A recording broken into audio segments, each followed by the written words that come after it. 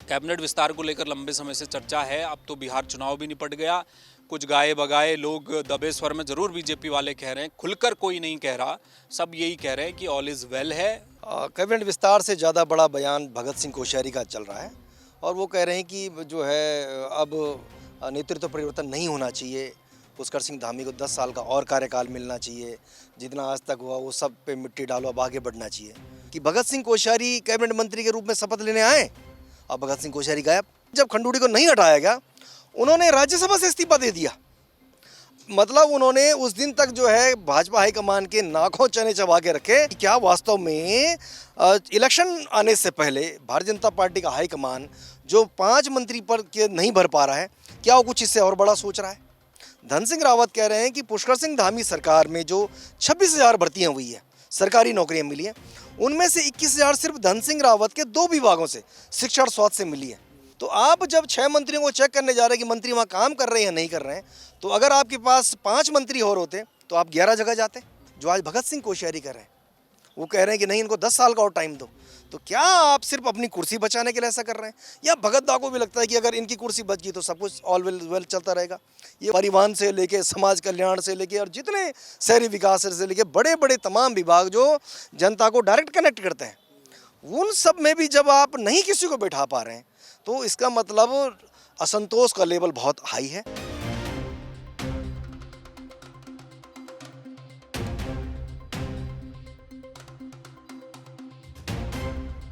उत्तराखंड में कैबिनेट विस्तार को लेकर लंबे समय से चर्चाएं चल रही थी। कहा यह जा रहा था कि बिहार चुनाव निपटने के बाद क्या केंद्रीय नेतृत्व बीजेपी का उत्तराखंड की ओर देखेगा और जो 5 सीटें अभी तक खाली चल रही हैं कैबिनेट की, उन्हें भरा जाएगा समय रहते, क्योंकि केवल 1 वर्ष अब बचता है और उसके बाद 2027 में सत्ताधारी दल बीजेपी को भी चुनाव में जाना है। तो क्या उससे पहले कैबिनेट विस्तार हो पाएगा? बीच बीच में चर्चाएं नेतृत्व बदलने तक की भी होती हैं। बीजेपी के वयोवृद्ध नेता भगत सिंह कोश्यारी का एक बयान इन दिनों बड़ा वायरल हो रहा है, वो भी परिवर्तन को लेकर कुछ कह रहे हैं। इधर तमाम विधायक बीजेपी के कह रहे हैं, दबे स्वर में कह रहे हैं कि कैबिनेट विस्तार होना चाहिए, लेकिन सामने खुलकर जो बात उनकी आ रही है कि वो कह रहे हैं कि ना भी हो तो चलेगा। इन सब स्थितियों में क्या वाकई में 12 मंत्रिमंडल की जो सीटें हैं, एक छोटे से राज्य में जो कैबिनेट का जो कोरम है, अगर वो अधूरा है तो प्रशासनिक इकाइयों में जो काम होता है, जो प्रशासन, जो सिस्टम चल रहा है, क्या उसमें भी दिक्कत आती है? क्योंकि मुख्यमंत्री ऑलरेडी 35 से 40 विभाग खुद उठाकर चल रहे हैं और बाकी जो मंत्री हैं वो 5-7 विभागों के साथ हैं। तो क्या उसमें भी कोई दिक्कत आ रही है? इस मुद्दे पर चर्चा करेंगे। गजेंद्र रावत मेरे साथ हैं, वरिष्ठ पत्रकार। गजेंद्र जी, कैबिनेट विस्तार को लेकर लंबे समय से चर्चा है। अब तो बिहार चुनाव भी निपट गया। कुछ गाए बगाए लोग दबे स्वर में जरूर बीजेपी वाले कह रहे हैं, खुलकर कोई नहीं कह रहा, सब यही कह रहे हैं कि ऑल इज वेल है। अब वो दिल्ली वाले जब चाहें तब करेंगे। तो क्या बीजेपी सत्ताधारी दल बिना कैबिनेट विस्तार के ही 27 में चुनाव में जाता दिखाई दे रहा है? कैबिनेट विस्तार से ज़्यादा बड़ा बयान भगत सिंह कोश्यारी का चल रहा है और वो कह रहे हैं कि जो है अब नेतृत्व परिवर्तन नहीं होना चाहिए। पुष्कर सिंह धामी को 10 साल का और कार्यकाल मिलना चाहिए। जितना आज तक हुआ वो सब पे मिट्टी डालो, अब आगे बढ़ना चाहिए। भगत सिंह कोश्यारी का ये बयान इसलिए महत्वपूर्ण है कि आखिरकार उनको ये बात बोलने की ज़रूरत क्यों पड़ी। एक तो ये पॉइंट है। दूसरा, उत्तराखंड के जो लोग हैं, जिन लोगों ने बहुत देर में राजनीति को सीखा समझा हुआ है, जो दूसरे फील्डों में भी काम कर रहे होंगे, उनको शायद ये नहीं पता कि उत्तराखंड में जब पहला मंत्रिमंडल का गठन हो रहा था, तो इसी परेड ग्राउंड से जो है नाम पुकारा जा रहा था कि भगत सिंह कोश्यारी कैबिनेट मंत्री के रूप में शपथ लेने आए, और भगत सिंह कोश्यारी गायब। तो बाद में पता चला कि भगत सिंह कोश्यारी वहाँ न तो खुद मंत्रिमंडल में शपथ लेने गए और ना उन्होंने वहाँ पर जो है रमेश पोखरियाल निशंक को जाने दिया। बीजेपी दफ्तर में ताला लगा दिया गया। इन 2 लोगों के लिए बाद में एक अलग टेंट लगा। तो ये उसी दिन तय हो गया था कि नित्यानंद स्वामी की कुर्सी ज़्यादा दिन रहने वाली नहीं है। उसके बाद आपने वाला रिजीम देखा जब खंडूड़ी वाला था। खंडूड़ी कार्यकाल के दौरान जब खंडूड़ी को सीएम बनाया गया, तो भगत सिंह कोश्यारी यहाँ से 26-27 विधायकों को लेकर दिल्ली चले गए। उसके ऊपर बाकायदा केदार सिंह फूनिया की किताब में नाम सहित लिखा हुआ है कि एक आदमी ने क्या क्या काम उस समय किया। आपको ध्यान होगा कि भगत सिंह कोश्यारी को यहाँ का जो अस्थिरता फैलाने के कारण भाजपा हाईकमान ने उनको राज्यसभा भेजा। कपकोट में उपचुनाव करवाया गया। उसके बाद स्थिति ये होगी, जब खंडूड़ी को नहीं हटाया गया, उन्होंने राज्यसभा से इस्तीफा दे दिया। मतलब उन्होंने उस दिन तक जो है भाजपा हाईकमान के नाकों चने चबा के रखे जिस दिन तक खंडूड़ी का इस्तीफा नहीं हुआ था। बाद में फिर खंडूड़ी हटे तो निशंक बने, फिर वो निशंक के पीछे लग गए, फिर निशंक को भी हटवाया गया। और अभी भी जो स्थितियां आपने जो बार बार इन चीज़ों को सुनते देखते हैं, उन सब तमाम चीज़ों के पीछे कोश्यारी का वो ब्रेन काम करता है। लेकिन असल सवाल ये कि आज वो जो कह रहे हैं कि अस्थिरता नहीं होनी चाहिए, जो है पुष्कर सिंह धामी को 10 साल का और कार्यकाल मिलना चाहिए, वो ऐसी बातें बोल क्यों रहे हैं? क्या उनको कुछ खटका लग गया है? उनको लग गया कि ऊपर वाले कुछ करने जा रहे हैं? आपको ये भी ध्यान होगा कि जब वो महाराष्ट्र के राज्यपाल के पद से उनसे इस्तीफा दिलवाया गया था, बहुत सारे आर्टिकल उनके ऊपर वहीं छपे थे कि उन्होंने वहाँ रहते बड़ी बड़ी कंपनियों से, इंडस्ट्रीज से, यहाँ किन किन एनजीओज़ को क्या क्या जो है मुनाफा दिलवाया। वो बहुत सारे कारण उनके वहाँ हटने के बने। एक तो ये पॉइंट है कि क्या वास्तव में इलेक्शन आने से पहले भारतीय जनता पार्टी का हाईकमान जो 5 मंत्री पर के नहीं भर पा रहा है, क्या वो कुछ इससे और बड़ा सोच रहा है? ये बड़ा सवाल है। अब जो आपने कहा कि मंत्री होते तो ज़्यादा बेहतर काम होता, ये पॉइंट इसलिए आज ज़्यादा मुखर होकर सामने आ रही कि कैबिनेट मंत्री धन सिंह रावत का एक बयान आया है। धन सिंह रावत कह रहे हैं कि पुष्कर सिंह धामी सरकार में जो 26,000 भर्तियाँ हुई है, सरकारी नौकरियाँ मिली हैं, उनमें से 21,000 सिर्फ धन सिंह रावत के 2 विभागों से, शिक्षा और स्वास्थ्य से मिली है। इसका मतलब एक मंत्री, एक कैबिनेट मंत्री का कहना है कि 21,000 भर्तियाँ उन्होंने अकेले की हैं। तो निश्चित रूप से अगर आपके पास 5 मंत्री और होते तो आपके पार्टी के कार्यकर्ता सहज होकर अपने काम करवाने वहाँ जाते, आपके एमएलएज वहाँ जाते, आपका जो और पन्ना प्रमुख से लेके बूथ वाला जो कार्यकर्ता है वो सहज होकर अपने काम करवा रहा होता, अपने क्षेत्र के काम करवा रहा होता है। वो असहजता है। और अगर वो असहजता नहीं थी तो बारंबार जो सरकारों के रोल बैक हो रहे हैं, तमाम तरह के निर्णय हो रहे हैं और फिर अनिर्णय वाली स्थिति आ जा रही है। फिर कह रहे हैं साहब वो अधिकारी ने गलत कर दिया, कहीं कह रहे हैं पुलिस कप्तान कंट्रोल में नहीं है, कहीं कह रहे हैं डीएम की गलती थी। ये तमाम जो चीज़ें हैं, भाई जब आपने आपके पास 6 मंत्री हैं और जिला आपके पास 13 जिले हैं, तो बाकी जिलों में भी तो आपको प्रभारी मंत्री बनाने थे ना। तो अब आप कहते हैं कि आपका देहरादून का प्रभारी मंत्री फलां व्यक्ति है, लेकिन जब बाकी जगह पूछो तो कहते हैं हाँ हमने एडिशनली उसको भी वहाँ कोई चार्ज दे रखा है। ये एडिशनल चार्ज देने से इसलिए भला नहीं होने वाला क्योंकि उन मिनिस्टर का तो ज़्यादा फोकस तो पहले अपनी विधानसभा पर है, फिर वो जो उनके पास सीमित काम है उन पर है, तो फिर वो एक जिले के बजाय 2 और 3 जिलों में कैसे काम करेंगे? तो जब तक आप काम को बांटेंगे नहीं, आपके वर्किंग हैंड नहीं होंगे। पुष्कर सिंह धामी के पास भी अगर आज 15 जनसंपर्क अधिकारी हैं, 15 ओएसडी हैं, चीफ सेक्रेटरी से लेकर सचिव, अपर सचिव, तमाम बड़ी टीम काम कर रही है, तो कहाँ आपको टीम चाहिए ना काम करने के लिए। तो उसी प्रकार वो जो विभाग उनके पास है, उनके आउटपुट नहीं आ रहा है। और वो सबसे बड़ा एग्जाम्पल धन सिंह रावत वाला जो फ्लोट कर रहा है, लोगों के बीच जा रहा है मैसेज कि क्या एकमात्र सफल मंत्री धन सिंह रावत हैं क्या? तो फिर बाकी क्या कर रहे हैं? और अगर आपने नहीं भर्ती किए तो फिर आपको कल के दिन बताना पड़ेगा कि क्या असंतोष का लेवल इस लेवल तक चले गया था, या फिर वही जो कह रहे कि गुजरात मॉडल पे कुछ नया कुछ होने जा रहा है, या कुछ ये करेंगे, इस पे सबकी निगाहें रहेंगी। मुख्यमंत्री के पास जो 30-35 विभाग अब हैं सारे, क्योंकि प्रेमचंद अग्रवाल पहले चंदन राम दास गुजर गए, उनके विभाग भी मुख्यमंत्री के पास आए, फिर प्रेमचंद अग्रवाल का इस्तीफा हो गया, वो विभाग भी हैं।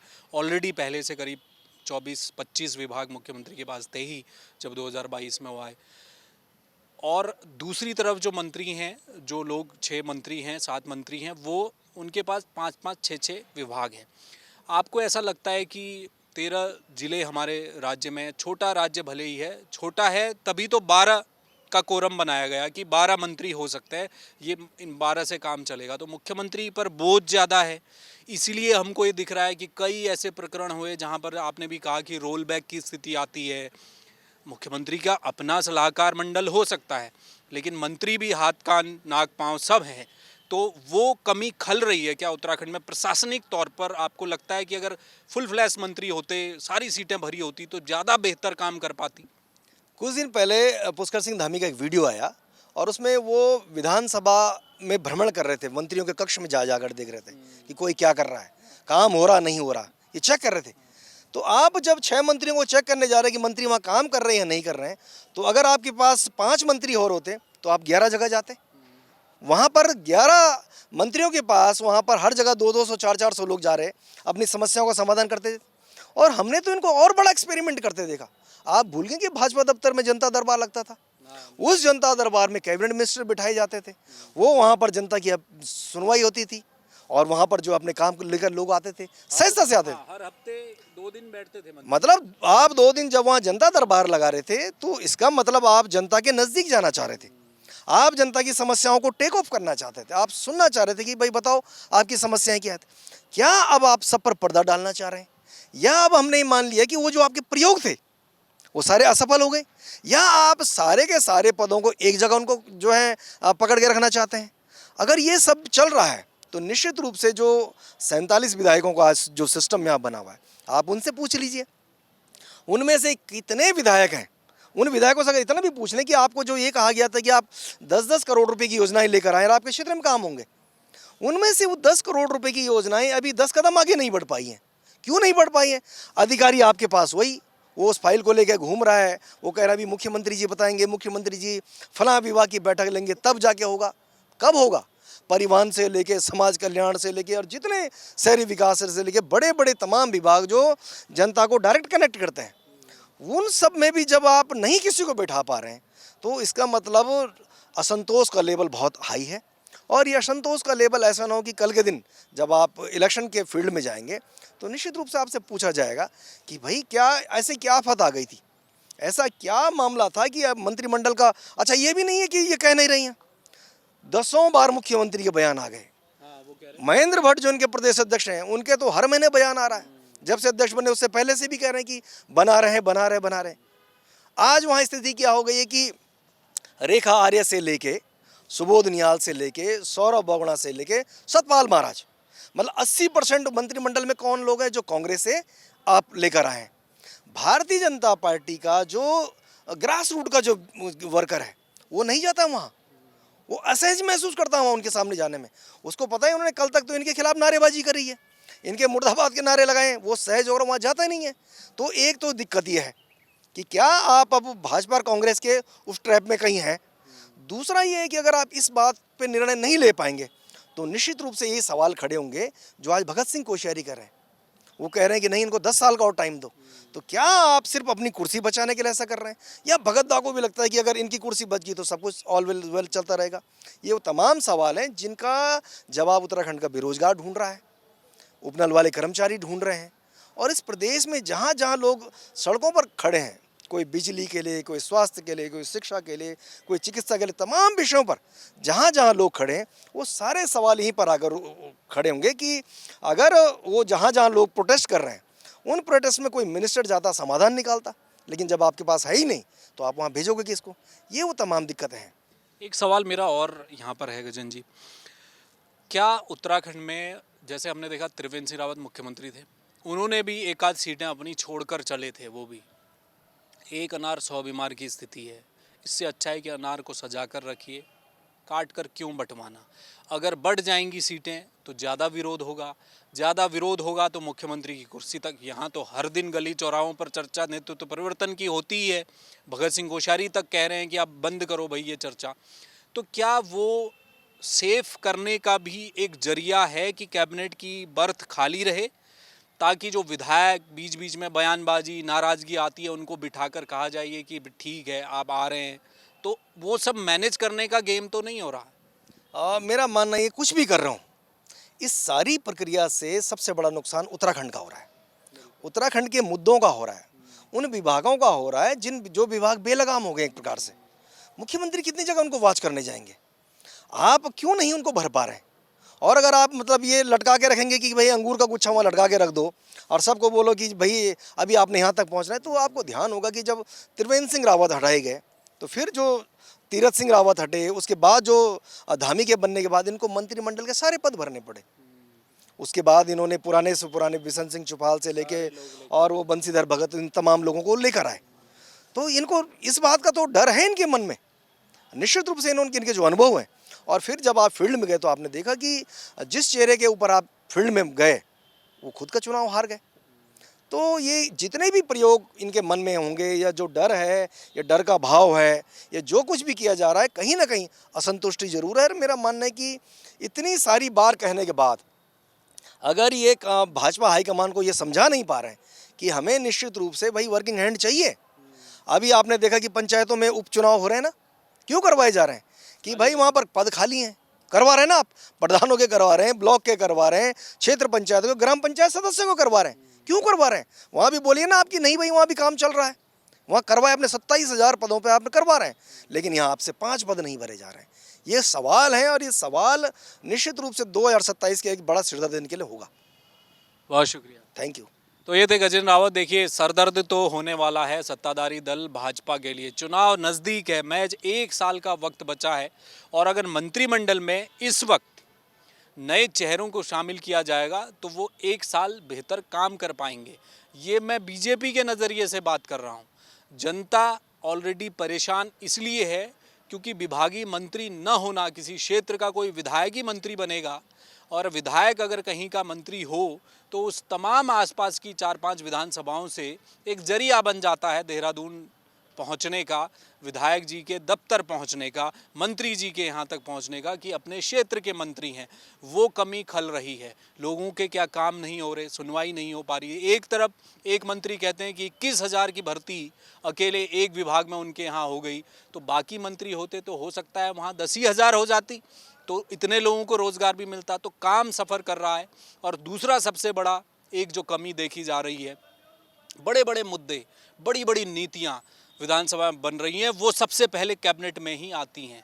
और कैबिनेट में अगर केवल 7 लोग, 6 लोग बैठकर उत्तराखंड के भाग्य विधाता बनेंगे और 5 लोग जिनको बनना था वो नहीं रहेंगे, तो आप समझ सकते हैं उन चीज़ों में क्या दिक्कतें आएंगी। जिस तरह से यूसीसी आया, अभी तक अमेंडमेंट चल रहा है, संशोधन की प्रक्रिया चल रही है, जी गलती हो गई, रोल बैक कर लो। ये सारी चीज़ें, स्थितियाँ बन रही हैं इसलिए क्योंकि कैबिनेट पूरी है ही नहीं।